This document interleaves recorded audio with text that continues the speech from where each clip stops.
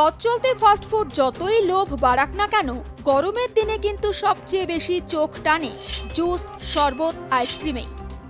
আমাদের প্রকৃতিও আবহাওয়ার সঙ্গে তাল মিলিয়ে নিজেকে তৈরি করে, যে কারণে গরমের যে কোনো ফলের মধ্যেই থাকে প্রচুর পরিমাণে জল।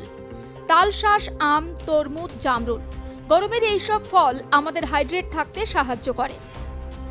গরমকালে আমাদের বেশিরভাগেরই প্রথম পছন্দ আখের রস। আখের রসের একাধিক উপকারিতা রয়েছে।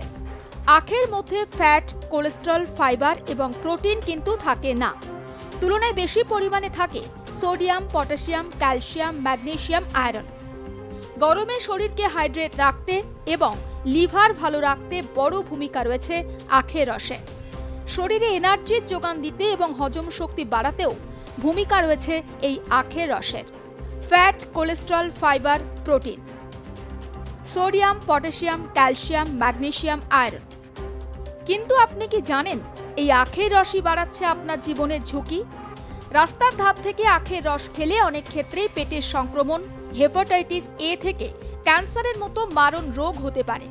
রাস্তার ধারে আখের রস তৈরির সময় পরিচ্ছন্নতার অভাব থাকে, আর যার ফলে দূষণ, ব্যাকটেরিয়া এবং ধুলোবালি সংক্রমণের ঝুঁকি থাকে।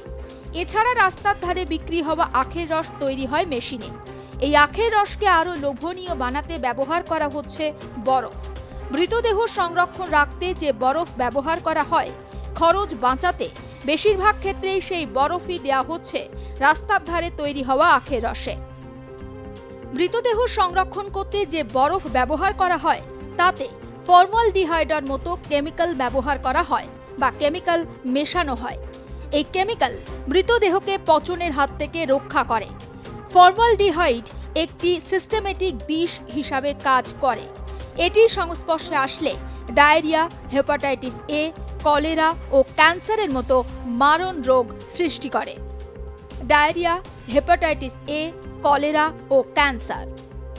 এছাড়াও অতিরিক্ত আখের রস খেলে সেক্ষেত্রে অপকারই বেশি হয়।